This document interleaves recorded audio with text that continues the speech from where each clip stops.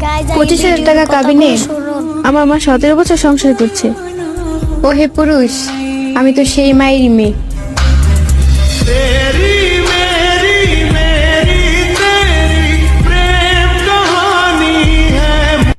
18,000 টাকা কাবিনে 27 বছর সংসার করতেছে আমার আম্মু। ওহে মায়াবতী, তোমার কিসের ভয় ছিল? আমি তো ওই মায়েরই সন্তান।